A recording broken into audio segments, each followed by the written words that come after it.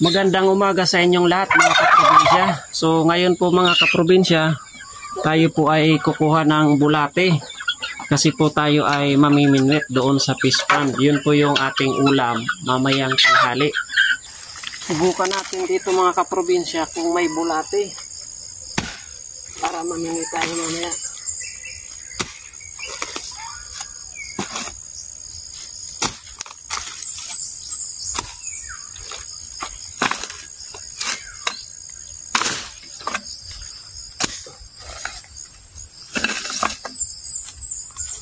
Bulate.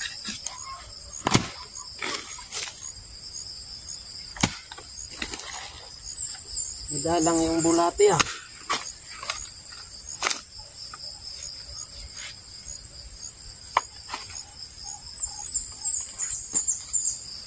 Lipat tayo mga kaprobinsya, walang bulate dito.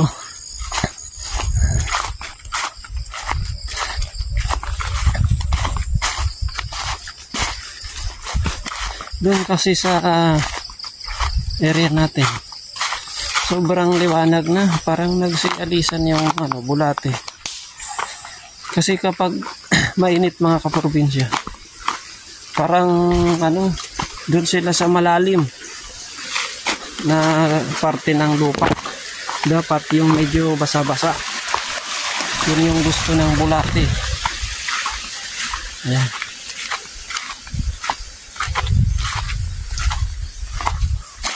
Dito tayo kukuha ng bulate.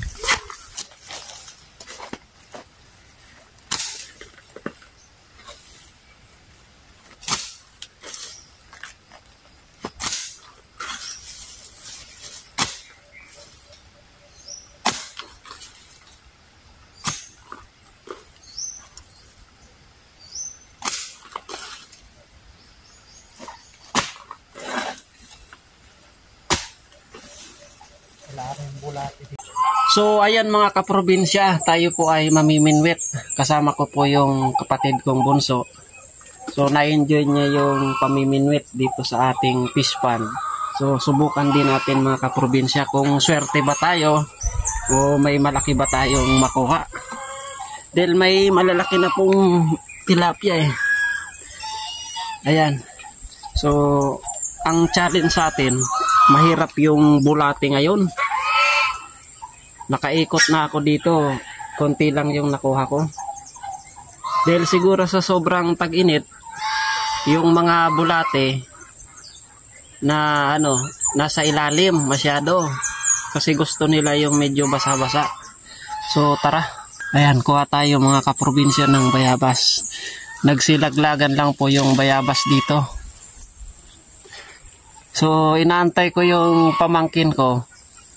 Kasi mahilig yun sa bayabas. Ayan nalalaglag lang po mga kaprobinsya. So ayan, namiminwit na yung aking kapatid na bunso. Binigyan ako ng DE mga kaprobinsya. 5,000 pieces na fingerlings.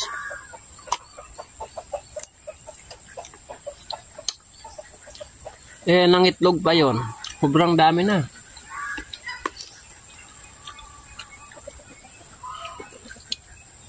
Kaya sabi ko, hayop na bibili tayo ng isda sa palengke. Ito na lang yung ulam-ulam natin. Pareho lang din naman. Para mabawi natin yung gastos na pinapakain natin na feeds. Ayun malaki na Daming bayabas mga kaprobinsya Ayun Nagsilaglagan lang. Ayan. Ayun Kaya yung bayabas mga kaprobinsya, hindi ko pinuputol. Kasi nga po, nakakain din yung bunga. Sayang din naman. Magandaan naman po sa bayabas mga kaprobinsya. Wala pa tong fertilizer o chemical na inaabono tayo o in-spray. Organic po talaga siya. Ayan Yung native lang po to pero tamis.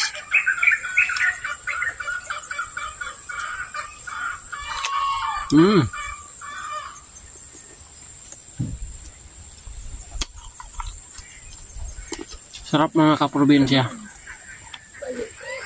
May nahuli na. Hindi na pong ulam yan. Ayan, oh. Fresh na fresh mga kaprobinsya. Galing lang po sa ating fish pond. Ayan, marami pong mas malaki pa dyan. Kasi yung mga to, yung maliliit, mga anak na niya po yan. Yung unang 5,000 na nilaglag po natin dyan.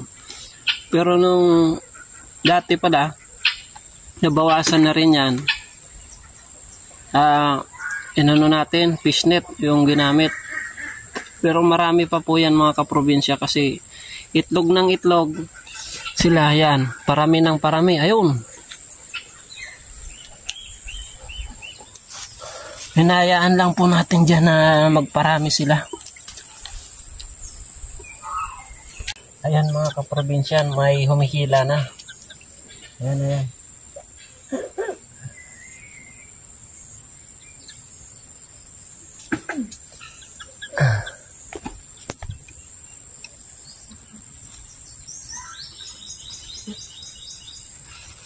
Sablay. Ito po yung ating huli. Ayan. Medyo malaki na mga kaprobinsya, no? Oh. Ulam na talaga. Kaya wala pong gutom kapag meron tayong mga alagang ganito. Ayan, oh.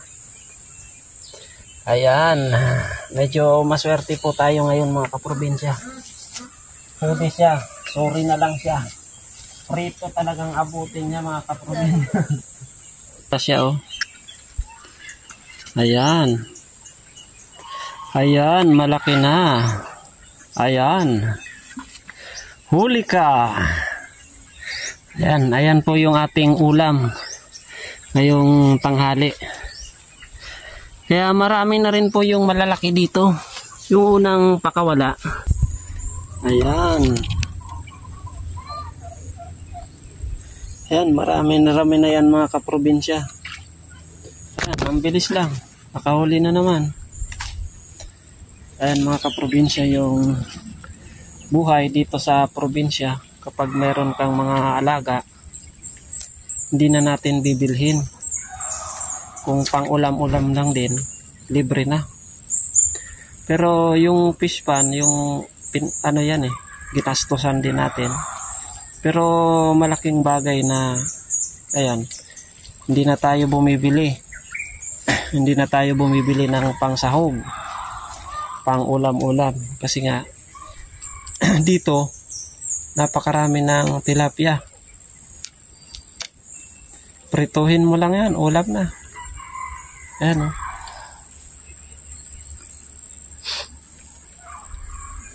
Ito po pala mga kaprobinsya yung Madre de Agua. So dumami po siya dyan. Gidala ko pa yan galing Maynila. Inuwi ko, tapos ayan na. Napakarami na mga kaprobinsya. Yan po ay pagkain din ng kambing. Puntahan natin yung may pain tayo sa Bayawak. Baka may huli na tayo doon. So samahan nyo ako. Magdala tayo ng itak mga kaprobinsya. Baka may huli na. So yung bunsong kapatid ko na lang muna. Iniwan ko. Siya na muna yung maminwit doon. Kasi may mga gagawin pa ako. So itong lechon, ibigay na natin sa inahin. Bigay na natin sa inahin kasi tuyo na po yung sahig. Ayan, para makadidi na po. Tuyo na rin yung sahig. Yun po kasi pag maliit pa yung mga biik, bawal po siyang mabasa kasi nagtatae. So ngayon, inantay natin siyang nung nilinisan natin. Inalis muna natin dyan. Ayan, nakakulong po sila dito sa kabila. Para hindi sila mabasa ngayon, pwede na natin pakawalan sa kanilang nanay. Ayan. Ayan yung ating mga biik. Isa. Gutom na sila mga kaprobinsya. Gusto na nila po magdidik. Ayun, no?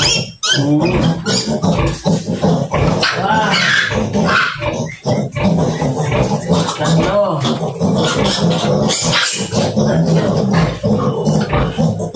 Apat. Madulos sila mga kaprobinsya. Lima. Ay, yung po nila, oh. Puro puti. Ito. Pipili po tayo ng isa dito na gagawing inahin. Ito,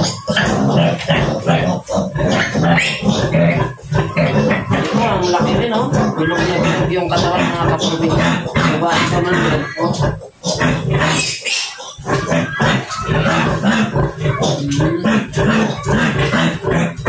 Siyam. Ayan po sila mga kaprobinsya. Ayan. Yung isa umiihi. Oh, huli ka. Umiihi ka dyan. Ayan. Unang panganganak pa lang po niyan, mga kaprobinsya. Salamat naman po kasi may siyam na biik na malulusog. Biniyaan po tayo ng siyam na biik. Ayan. 2 beses na po ako nagturok dyan ng parang anemia. Yung parang anti-bansot, tsaka mga sakit-sakit. Yung 3 days old po sila at nung 14 days old, nagturok na po tayo dyan. So yung mga lalaki, kung sa amin tawagin, pilsian. Pilsian po yung tanggalin yung itlog para sila, mabilis lumaki. Ayan po mga kaprobinsya, oh, ang cute nila. Pag ganyan na po, ligtas na po yan, hindi na po sila maipit kasi maliliksi na. Nung unang mga gabi, dito ako natutulog, binabantayan ko sila.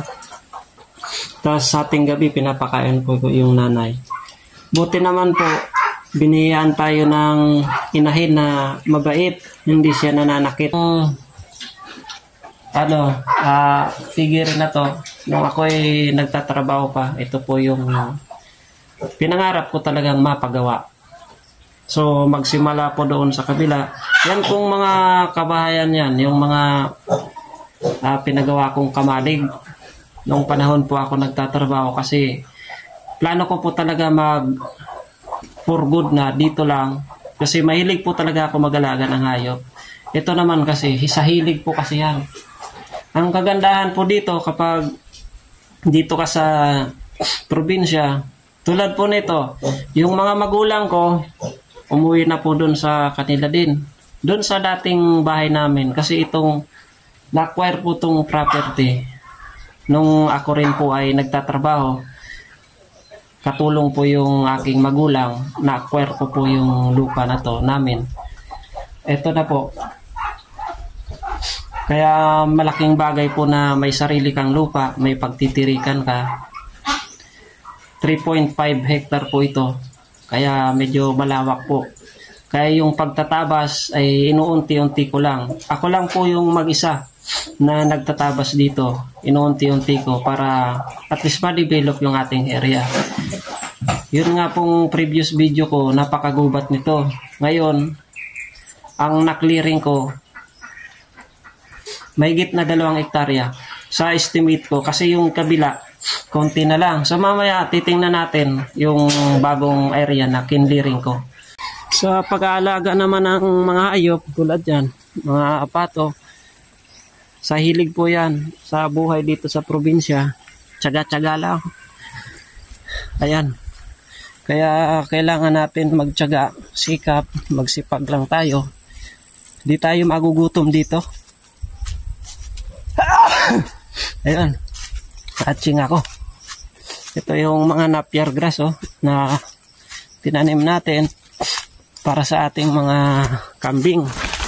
Meron tayong indigo pera. Ayan, manok. Pag-alagala lang yung ating mga manok dito. Ayan mga napier grass. Yung dala kong Madre de Agua, may indigo pera, meron tayong rinsone. Yun po ay inuunti-unti nating paramihin kasi yung plano natin na maging integrated farm yung ating area.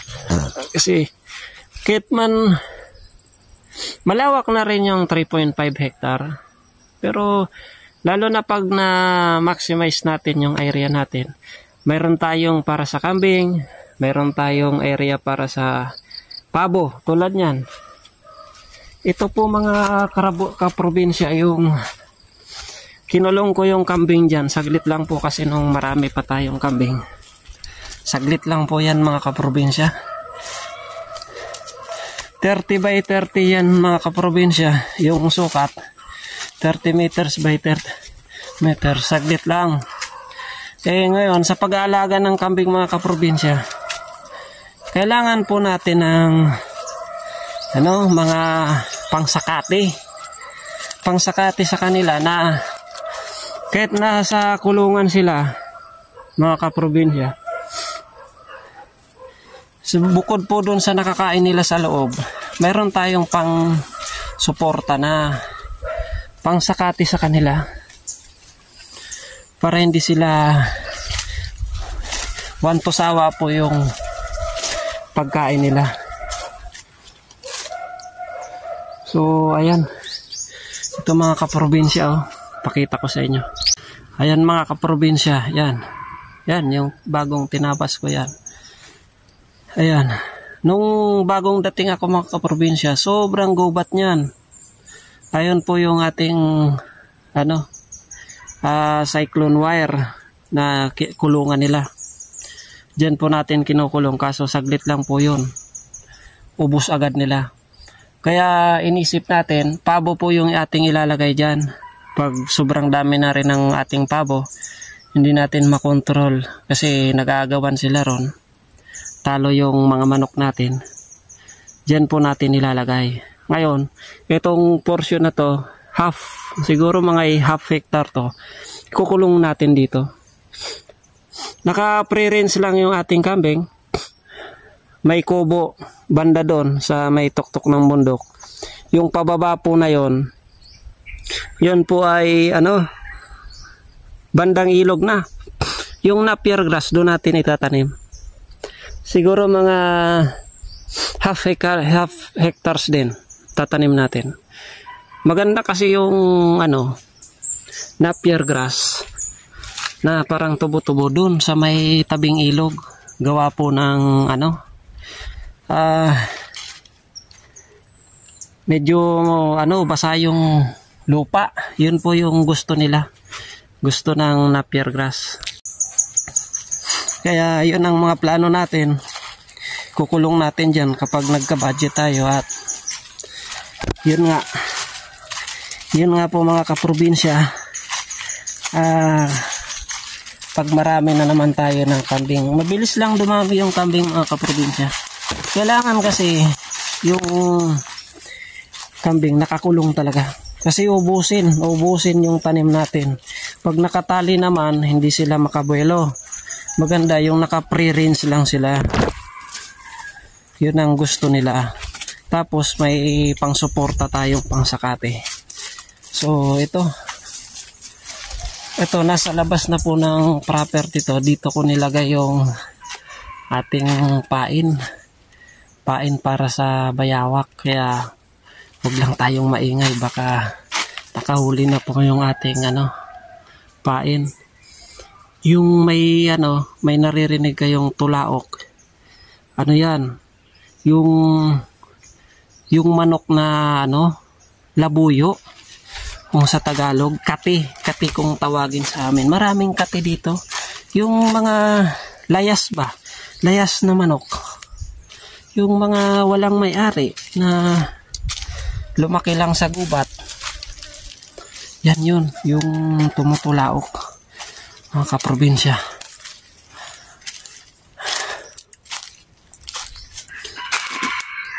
Ayan, nandyan siya nakatira. Gubat na gubat po kasi. Tingnan nyo naman po yung ating dinadaanan. Pakyat po ng bundok yan. Manok na labuyo. Malapit na tayo. Ayan, nandyan mga kaprobinsya.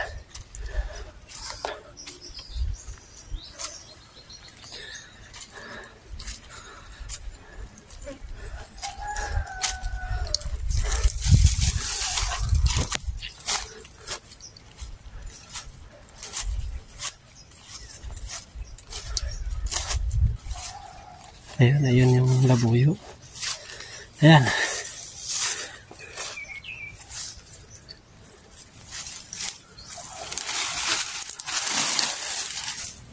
Ay, sayang.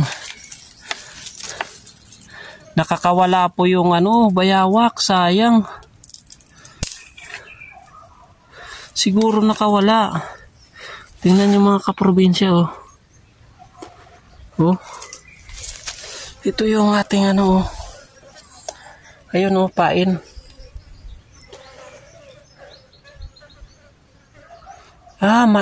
Yung ang may gawa yung labuyo. Hindi naman siya, hindi siya mahuli nito kasi pangbayawak talaga to. Ito po mga kaprobinsya, dito natin nilalagay, oh. Para pag sumuot siya dyan, yung bayawak, huli siya. Kaso yung yung labuyo yung lumapit, niya, ginalaw niya yung ating itong lubid.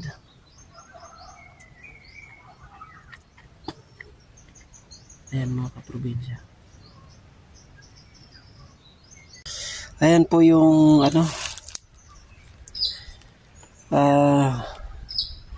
panghuli natin sa bayawak. Kapag po siya sumuot dyan, dito, yan. Siyempre, magagalaw niya to. Ngayon, pag nagalaw niya to, mahihila siya. Mahihila. Ngayon, pag nahila siya, matatalian siya sa liig. Ngayon naman, may pain tayo dyan sa loob ng kawayan, ng ito.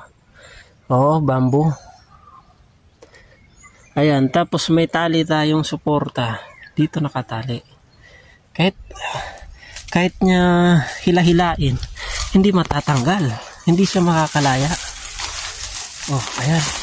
Baka nandyan na yung bayawak kasi medyo mainit na. Masarap naman kasi mga kaprobinsya yung bayawak kasi lalo na yung gataan mo, tapos lagyan ng sili. Ang sarap. Marami dito niyan. Ayan mga kaprobinsya pala yung ating area na kinliring. Yan. Yung area na yan. Ayan. May nasa kalahating hektare yan. Hanggang dito. Ayan. Susunugin natin yan mga kaprobinsya para mas lalong luminis. Tapos tataniman natin ng bagong mga nyug. Pag nagpatyenso tayo, papasabay natin to. Wala namang yan eh.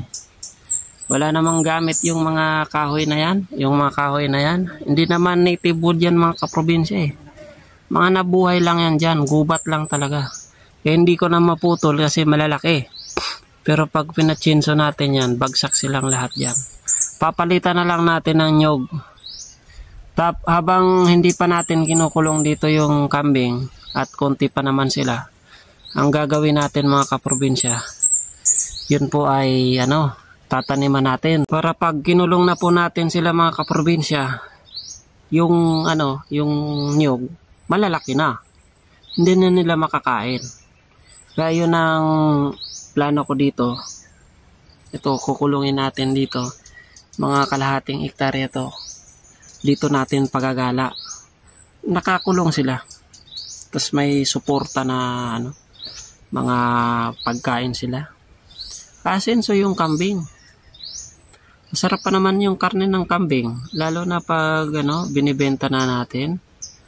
Bawi na tayo sa gastos ang gastos lang naman yung cyclone wire. Yun. Tapos pagkatapos nun yung magpapagawa tayo ng kubo. Hindi kasi pwedeng walang kubo sila mga kaprobinsya. Kawawa naman. Ulan na araw, wala silang masilungan. Kaya yun. After noon, yung gastos na yon sa kubo, tapos sa bakod, libre naman pagkain nila mga kaprobinsya. Kailangan lang natin magtanim. Yun lang. Kaya maganda yung kambing. Kaya hindi ko inuubos binibenta na yan. Binenta yan. Kasi nga, Gusto ko talaga ng kambing. Nga lang talaga, kapag nagtanim ka, peste talaga, peste sa tanim. Ubusin talaga ang tanim mo. Kaya dapat, pag nagka-budget tayo, kukulong natin sila. Tatanim muna tayo ng mga nyug. So, ito pala mga kaprobinsya, yung, ayan o, yung mga, nung nagtabas ako dito mga kaprobinsya, dyan. Yung iba, nandun na. Ito, panggatong. Panggatong to mga kaprobinsya. Ito yung sinasabi kong wala naman sa libro. Bakit natin hayaan na nandyan lang? Lumalaki lang sila. Tapos bakante yung ating area. Tulad niyan, wala masyadong tanim na nyog. O, kailangan natin tanggalin talaga siya. May pakinabang siya, panggatong. So tara, maghako tayo ng panggatong.